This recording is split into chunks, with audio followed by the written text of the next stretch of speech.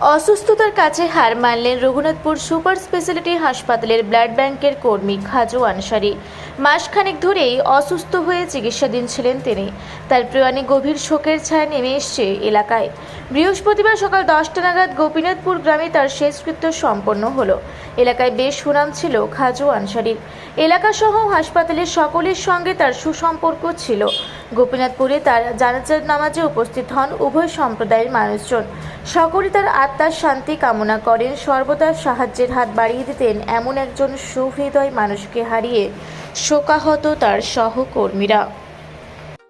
যে ঘটনাটা ঘটেছে এটা কিন্তু কোনো মতেই মেনে নিতে পারছি না, কারণ ভাবতেই পারছি না যে খাজু আজ আমাদের মধ্যে নেই। বিষয়টা শুনে পড়েই সত্যি ভাবতেই পারছি না, এখনও ভাবতে পারছি না। বিষয়টা হচ্ছে আমাদের রঘুনাথপুর বন্ধু পরিবার যে টিম সবসময় রক্তদানের কাজ করে থাকি। তো রক্তদানের কাজ করার ক্ষেত্রে আমরা রঘুনাথপুর ব্লাড ব্যাংকে বারবার গিয়েছি এবং খাজুকে পেয়েছি।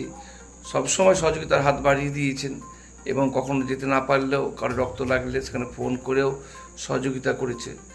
তো এইসব বিষয়গুলো কিন্তু মিস করছি। আর যে কোনো বিষয়ে খুব শান্ত প্রকৃতি ছেলে ছিল এবং খুব ভদ্র, বলার কি ভাষা কিছু নেই। তো যে ওর যে ঘাটতি পূরণ সেটা কীভাবে মেকআপ হবে ভাবতে পারছি না। তো যেখানে থাক ভালো থাক। আজ সবাই গোপীনাথপুরের গ্রামবাসী এবং বাইরের হাসপাতালের স্টাফরা সবাই মিলেমিশে আজকে কাজের জন্য দোয়া ও প্রার্থনা করা হলো, যাতে ওই যেখানে থাক ভালো থাকুক। এইটুকু, আর কি বলবো, বলার কিছু ভাষা নেই। আমি রঘুনাথপুর বন্ধু পরিবারের সভাপতি হানিফ শেখ।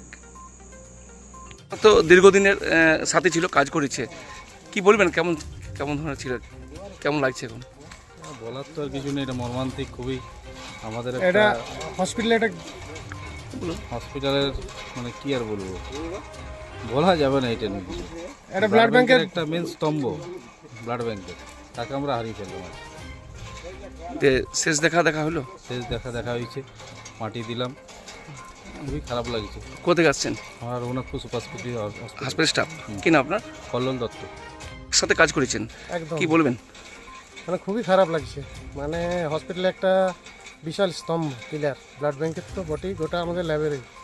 হ্যাঁ, যে কোনো এই এলাকার, শুধু হসপিটালে কেন বলবো, আমরা এই এলাকার একটা অ্যাসেটও। হ্যাঁ, যে কোনো রকমের ব্লাড রিলেটেড সমস্যা হলে হয়তো সবসময় ফুলফিল করা যেত নাই, কিন্তু কি প্রপার ইয়েটা দিয়ে দিত যে কোথায় গেলে কীভাবে ব্লাড পাওয়া যাবে। এগুলো তো একটা বিরাট ব্যাপার, গাইডটা।